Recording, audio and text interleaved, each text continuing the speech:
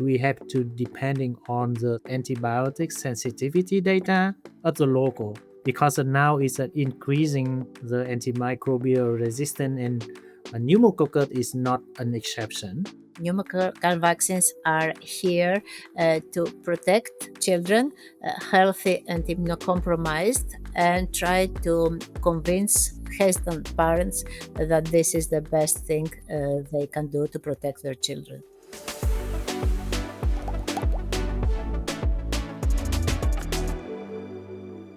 Welcome back to the WSPID Podcast series brought to you by the World Society for Pediatric Infectious Diseases. I'm Alicia Chang, a pediatric infectious diseases specialist working in Guatemala City, and I'm your host for this episode. Today's episode is part 2 of our discussion on pneumococcal disease. I was joined once again by Dr. Phan Phuc and Dr. Vana Spoulou to answer pediatricians' most frequently asked questions on pneumococcal disease. I hope you enjoy the conversation. We're going to start with the second part of our podcast episode on pneumococcal disease. And my first question is going to be for Phuc.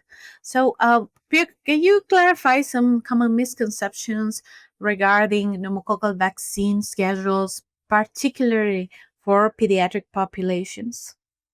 The misconception for pneumococcal vaccine that is the burden of the disease is not that bad compared to a lot of contagious conditions such as measles, pertussis, or etc. So pneumococcal disease it can cause a variety of conditions like meningitis and sepsis and otitis media pneumonia, and such disease can be caused by a lot of the pathogen, including the virus, including the bacteria. So the burden of the pneumonia is that cannot be clearly defined for the population. So general population and even for the healthcare professionals, in many they still do not think that the pneumococcal disease is very high burden. So I think that's the reason for the vaccine, BCV vaccine coverage is suboptimal. I agree. They sometimes we feel like pneumococcal disease is not as bad as you said. Maybe right now, because in the world stage there's a lot of measles and whooping cough going on.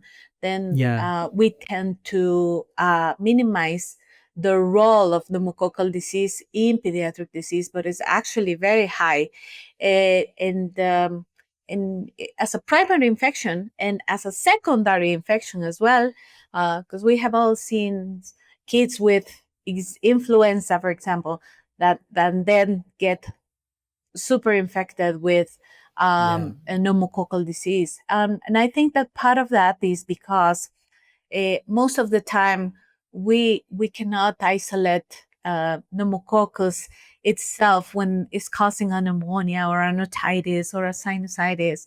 We assume it's pneumococcal because we know the epidemiology, but we cannot clearly state in a paper, oh, it's pneumococcal serotype that. So I think it doesn't get spread, right? But it is actually a very high burden of disease, and it's a very deadly disease. In my country, a lot of kids don't even make it to the hospital. They mostly are taking ill at home, and they usually, if they don't get appropriate care, it's a very important disease, then they die there. So I think we're not seeing it, but the fact that we're not seeing it doesn't mean that it doesn't exist, right? Yeah. So, Vana, do you want to add on something? Yeah, in the countries with high vaccination coverage, there is another misconception, and this is coming from not so much for the hesitancy of parents to vaccinate against pneumococcus because they consider pneumococcus as not as something not very serious, but there are a lot of questions about different vaccination schedules that are used in different countries. So there is a lot of confusion when parents are informed that in US, let's say, the schedule is 3+1, meaning three primary doses in the first year of life, followed by a booster. And whereas in the UK, they give just 1+1. And in many European countries, they're talking for 2+1. And there are a lot of questions. Why is that? Is my child less protected compared to the US children? Or do my children get more injections that are necessary, since there are countries that just give one dose as a primary schedule, which is something that fuels a little bit vaccine hesitancy. And I think that we have to make clear to them that all vaccine schedules work. Definitely to give additional doses in the primary schedule offers a little bit more individual protection to the child that gets more injections compared to the child that gets less injections in the first year of life. But overall, all schedules, they are good for the society and enough to keep the incidence of pneumococcal disease low. And of course, we have to reassure them that their surveillance system in place, that if there is something that has to change, mainly giving additional doses, this is something that we can easily fix and change the recommendations. Wonderful. And since you already touched on vaccine hesitancy, Vana, how does that affect clinical practice on in your experience? And do we have any expert advice to give to our pediatricians or PID listeners who are going to be facing these parents who do not want to vaccinate their kids? I have to say that I feel lucky because I'm in a country that we are not facing vaccine hesitancy as a big problem. However, I anticipate that we'll be more exposed to this phenomenon, especially following Americans' news about Minister of Health being a vaccine skepticist, and a lot of pseudoscience that he's mentioning in his talks. So this is something that we're going to face much more in the future, and we have to train ourselves, be trained, because most of us, we haven't been trained. So I may give you some tips just from a pediatrician who is giving vaccines. So what I am always trying to do in my practice is to talk to the parent and understand what are his concerns, what he's afraid or his skepticist. And when I listen what he's saying, I try to repeat it in order to show him that I understood exactly what are his concerns, and try to answer to him, not in a very scientific language. I think that sometimes it's a little bit difficult for him or her to follow. So I try to be more use a vocabulary that it's not strictly scientific, although I am going to deliver scientific evidence, but in a more informal way. Also be patient, and if I'm not persuading him the first time, I'm going to ask him to come again. I sometimes I have to say that each case is different. So there are people that have concerns because of let's say what they are reading in the internet, some other because of cultural or religious reasons. So you have to identify what's the problem of each one and handle it in more tailor-made way. And also I am always trying to give them also my experience as a not only as a science or clinician, but also as a parent who have my own children, and I vaccinate them. Sometimes in Greece they ask me, did you do this to your children? I said, of course I did. So this sort of personal communication, which I try to use in my everyday practice. Wonderful. Phuc, do you have anything else to add? Yeah, I think that the Vana experience and provide a lot of very helpful tips for confronting with the hesitancy parent for the vaccination, not only for pneumococcal vaccine but for the other as well. But in the country like our setting and for other country when the PCV is not included in universal vaccination program. In addition to the misconception of the disease burden, I think that the vaccine hesitancy mostly due to the financial constraint because of the cost of the vaccine, if they have to pay out of pocket money or if have to copay. So that is a very difficult. But however, when we for this situation, we should provide more clearly explanation and consultation for the necessity of the vaccine to reduce the deadly condition. It very high burden, and then the child might require to the ICU admission or long-term consequences if they has infection.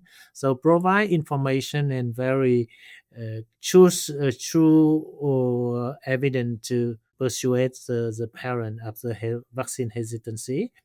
And then I think the second one, we also they concern about the so many sauce for the small baby, 5-in-1, 6-in-1, and PCV and rotavirus and a lot of things for the vaccine, and especially for the vaccine is not yet included in the universal vaccination program. So that is one of the reason they reluctant to receive the vaccine. But in this case, we also need a time to explain to the co-vaccination and also why we need to protect the child as early as possible, and also again talking about the protection for the duration of the very high risk, especially for the less than 1 years baby. So that I think that all of the scenario we might have to face. But for us and for other country when it's not included in universal vaccination program, the main obstacle hesitancy is as the financial constraint. Yeah. Oh, thank you both. So now we're going to go into a more of a clinical scenario where we actually have a sick kid. We must remember that, well, if we did not vaccinate the child, of course, he's going to be higher risk for invasive disease in general. But even for the kids that are vaccinated, as we have explained throughout this episode, there are certain serotypes that we do not cover. It's been impossible so far to cover all serotypes, and then the immunological effect of the vaccine in each child is different. So you still have a chance to get sick, even though it's lower. If you are vaccinated, you can still get pneumococcal disease in different presentations. Most of the time, milder disease and diseases that we can manage at home. But if we were to talk about high-risk groups for pneumococcal pneumonia, Phuc, what kind of children do you think are at higher risk for pneumococcal pneumonia? Yeah, I think that for high risk children, as smaller, as a more risk compared to the older kids. However, for the more very frequent, we see that the kids with the malnutrition, undernutrition, Mhm. and with the immunocompromised, it could be the immunocompromised by congenital deficiency, immunodeficiency, or acquired immunodeficiency such HIV infection. So for such the kids, they are very high risk for to getting severe pneumonia or other invasive pneumococcal disease compared to the normal kids. Just to add, in this high-risk group, from what Phuc mentioned, there are a couple of more groups that are children with asthma, and we consider them also at a high risk for development of pneumococcal disease. And in endemic cases where there are places for HIV infection, also it's a problem, especially in children that are not completely suppressed by art. So we should be very, very careful on having these children very well protected. And of course, I'm Mediterranean in our countries. We have a lot of sickle cell disease. We have beta thalassemia, or these children have functional or anatomical asplenia, and also they're very at risk for pneumococcal infection. Now, we're going to talk a little bit about clinical presentation. Vana, how would you see a typical sick kid with pneumococcal pneumonia? There are different presentations of pneumococcal infection. There are cases with pneumonia, which is the most common one.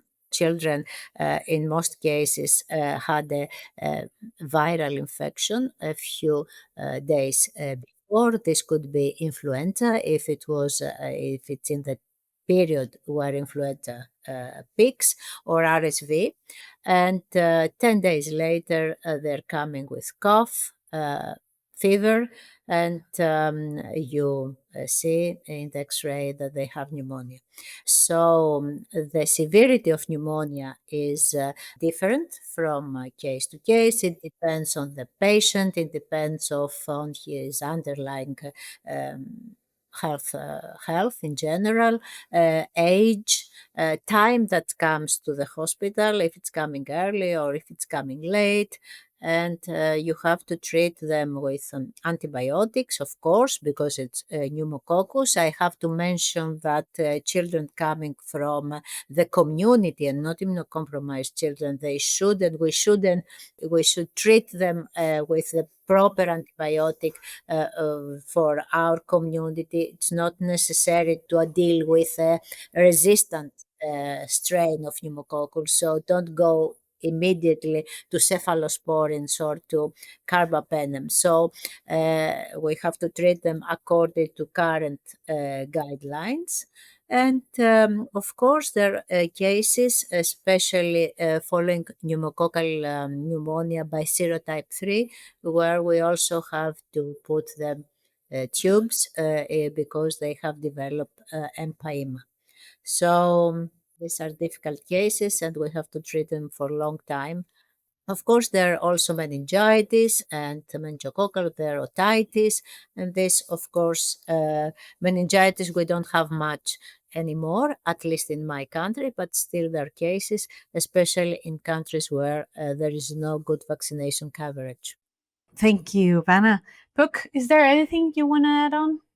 Yeah, I think that I work in ICU, so not very uncommon. We have a case coming with a very severe condition of septic shock, and due to pneumococcus. And obviously, we do not know what serotype it is, but usually it can happen in a child without underlying condition. So meningitis usually occur with the sepsis and septic shock, and leading to very severe condition of multi-organ failure, and then the child require a lot of the intensive care support and antibiotic IV, like Vanessa says. So that is a condition we have to face, even if it accounted not very high compared to non-invasive condition.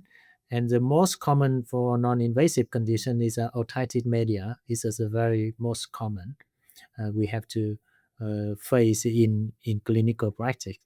Thank you. I always find it puzzling. Well, it's always like the question comes up. When a child presents with pneumonia, how can we differentiate between a viral and a bacterial pneumonia? And I think it's a question that we all do to ourselves when we have a child in front of us.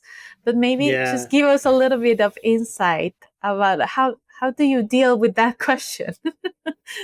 that's a question we also receive from the student: how to differentiate between the viral and bacterial pneumonia. And actually, it's very very difficult, but Difficult, yeah. because the child is a, the WHO IMCI define pneumonia is just like tachycardia, tachypnea, and age group, and even chest X-ray is also not recommended. And how severe require oxygenation support or not. But for typically the respiratory symptom is very difficult to differentiate between the pneumococcal pneumonia or other viral pneumonia. However, we can see that for bacteria in general, or especially for pneumococcus pneumonia, usually the sign and symptom very suddenly with a high fever, and the sign of the infectious condition is more often compared to the viral RSV or pneumonia or influenza. So if you can looking at the chest blood test CBC, is a white cell increasing, neutrophil increasing. It's also not very specific, but at least the guiding. But when you look at chest X-ray, usually you can see more. It's a consolidation of the or lobar pneumonia. It more often see in the pneumococcus pneumonia, or if you have MPMR or pleural effusion, that is more likely due to the pneumococcus pneumonia other than viral infection. You can looking at the etiology by microbiology. So even for blood culture or um, other tests is also very low sensitivity. So we have to treat by empirical, and also depending on the prevalence of the pneumococcus disease in the setting. So Vana, you adding some more? Yeah. Sure, she has some Well, pearls to share with us. I'm afraid not. but what I think is that in many cases we have mixed infections, which means viral plus bacterial infections. So, I mean, if you do a film array, we call it, in the taking samples from the lower respiratory, you can see there many viruses and bacteria. Of course, you don't know what is who is the innocent bystander, which just colonizes what causes That's the true. infection. So I very much liked what Pooh said about some clinical symptoms, which are very important because the biomarkers do not help. I mean, CRP could be very high even if you have adenoviral pneumonia or white blood cells, so they're not sort of Specific. the solution. But clinical symptoms are very important, and I try to teach my students, my residents, to watch the patient and see how much severe is his this lower respiratory infection. We have mycoplasma, a lot of mycoplasma around, which also can create differential problems in the diagnosis. Age does not help. You can have a bacterial infection or mycoplasma at whatever age. Previous influenza, history of influenza could, let's say, give more possibilities for a pneumococcal, to be a pneumococcal pneumonia. And of course, where we put the diagnosis now much easier than in the past is when we have a pleural effusion and we do PCR there. And in these cases, many cases, although they are a culture negative with PCR, you pick up the pneumococcus and you serotype the strain. So this is helpful. Yes, I thank you both for that insight. It's really hard, and I think it is very important that we transmit the information that is hard, because sometimes students and young physicians, they feel, oh, I should be diagnosing this easily, but it's actually very hard. And we have developed some tools that actually guide us and help us, but sometimes not all of them are available to them. So a lot of times you just have to try one theory and see how the patient goes. But the history, the physical exam, and all the tools that you have available, if you can use it, just go ahead and use them. If you don't, then just go by clinics and history, and if you observe carefully your patient, most of the time you're going to get to the right diagnosis, is my belief, at least. So once we have the confirmed disease, so we know it's pneumococcal disease anywhere, can you guys give us advice in terms of treatment? How do you guys do it in different settings? I mean, because I know Phuc works in intensive care, so it's probably more aggressive. I do more ambulatory care. Vana, probably you do a little bit of both. So tell us what you guys do for treatment with pneumococcal disease. I mean, in the clinics, we do ampicillin, high doses of ampicillin, IV. That's it. If we, of course, we are thinking that is staphylococcus or mycoplasma, of course, we add, antistaphylococcal penicillins or macrolides. But for pneumococcus, we'd go with ampicillin. If we confirm the pneumococcal disease from we have to give antibiotic, but it depending on the clinical scenario. If the AOM, otitis media, or pneumonia without complication, we can give the amoxicillin and ampicillin like what the Vana says. But however, I have to tell you that we have to depending on the antibiotic sensitivity data at the local, because now it's increasing the antimicrobial resistance, and pneumococcal is not an exception. So our local data, and also in many other countries in the Southeast Asia and China and low middle income country, we see quite high resistance to the macrolide and also for amoxicillin as well. So if we have to use for AOM, we have to use a quite high dose of the amoxicillin, up to 90 mg per kilo. And also we see quite a high sensitivity profile for amoxicillin and combined with the acid clavulanate. So we can the option for that, and very high resistance rate for macrolide, I just said before. So it's very caution when you use that antibiotic in the setting with high resistant pneumococcal serotype there. For the invasive, for sepsis, bacterial meningitis, or complicated pneumonia, we have to use a IV antibiotic, cephalosporin, and very lucky that the third generation of cephalosporin is still quite high sensitivity, and we use it normally. And but some strain, if it's resistant to cephalosporin, we have to use the vancomycin, especially for bacterial meningitis. For pneumococcal meningitis, so vancomycin is still quite high sensitivity, and because of sepsis or bacterial meningitis is a very life-threatening condition, so we have to use the antibiotics that high likely still sensitivity to that serotype of pneumococcal. So I think that's the antibiotic choice, what we are using right now. Yeah.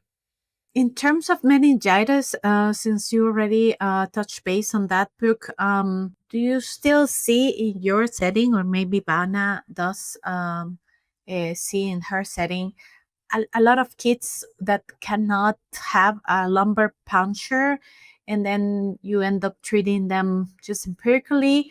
Have you seen cases like that, or maybe some of your colleagues have shared that experience? We don't have major problems to do lumbar puncture. I think that it's important. We try to convince the parents to get the consent. Very, very few cases that you have to treat meningitis without getting a CSF before. Yeah, I think so. I think that for I also agree with Vana. For CRF analysis, it is very essential to confirm diagnosis of bacterial meningitis in general or pneumococcal meningitis. So we also do not have a problem convincing the parent for lumbar puncture.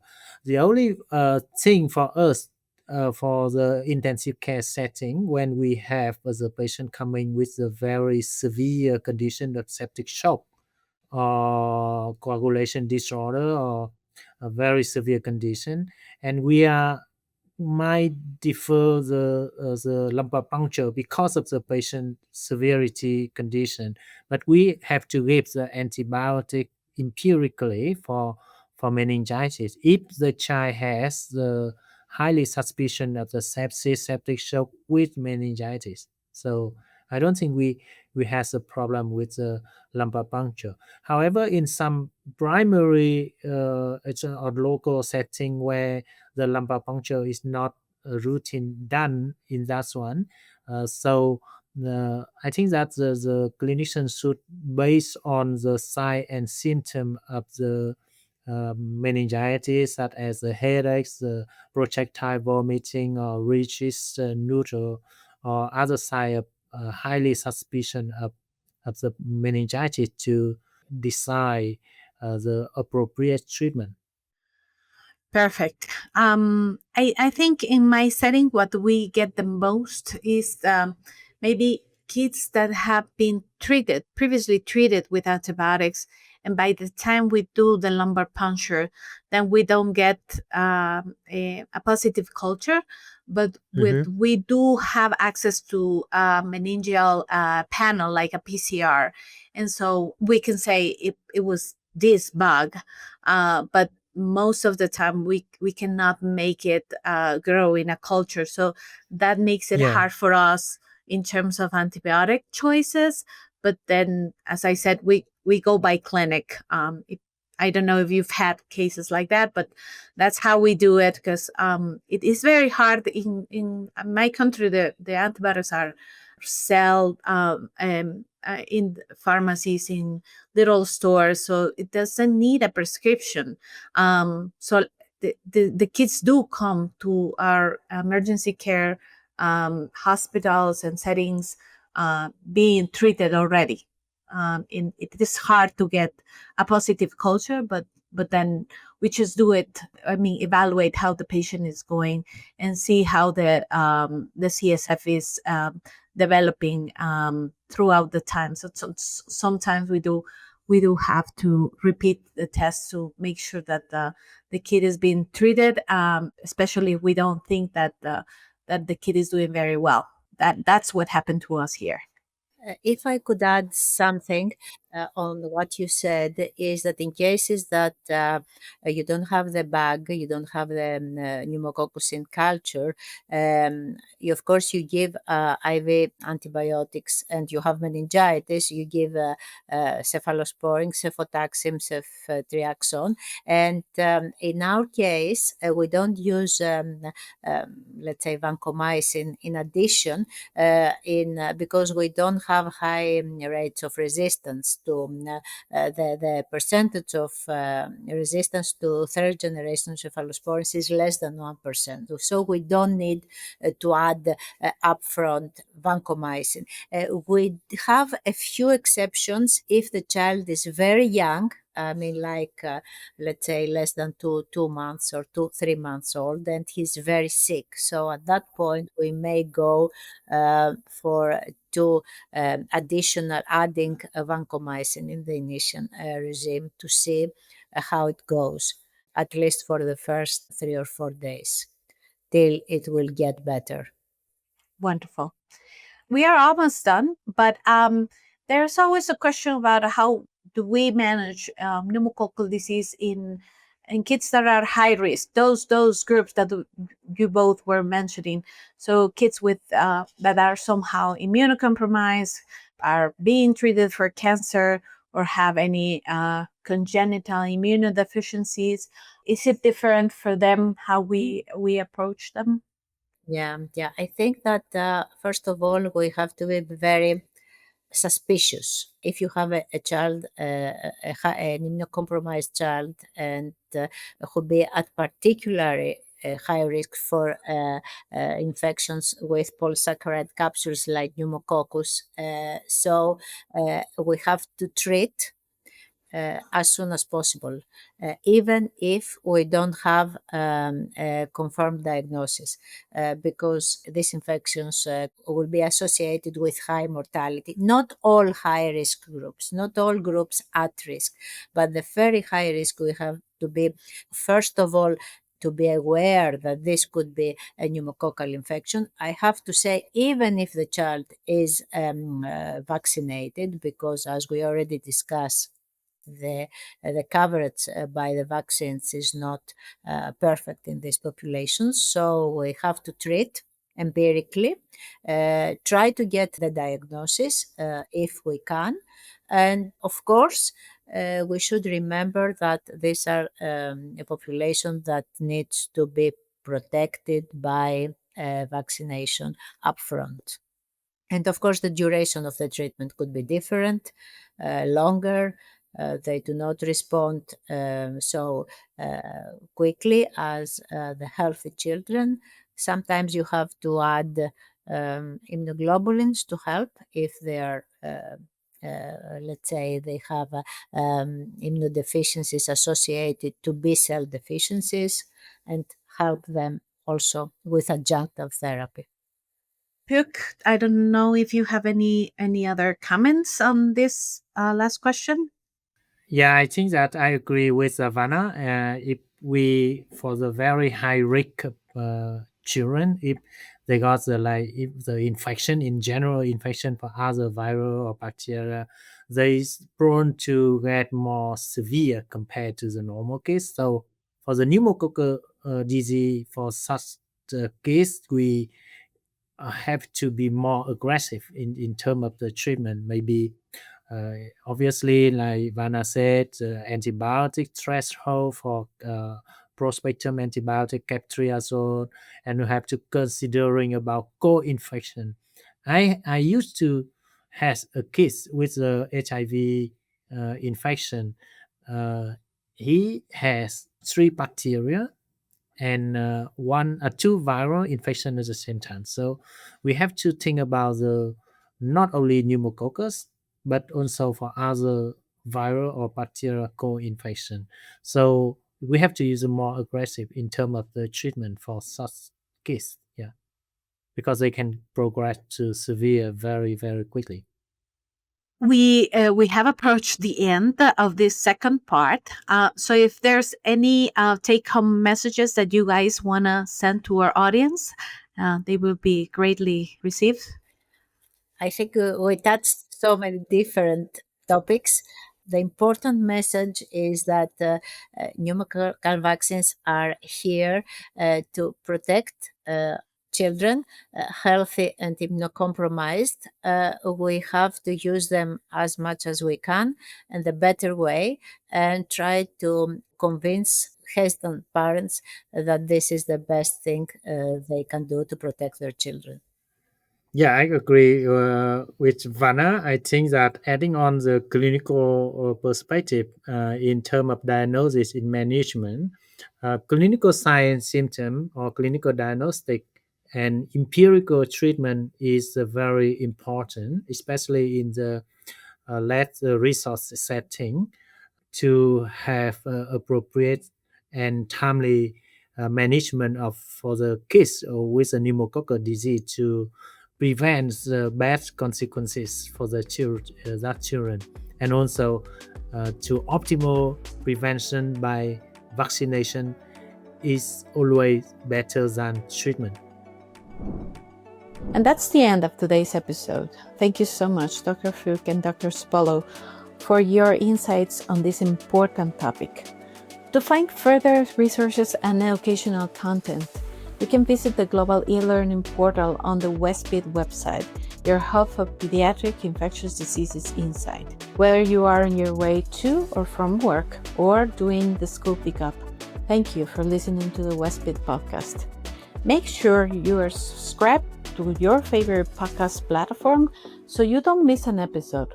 Please share the podcast with your colleagues, leave us a review, and be sure to tune in next time.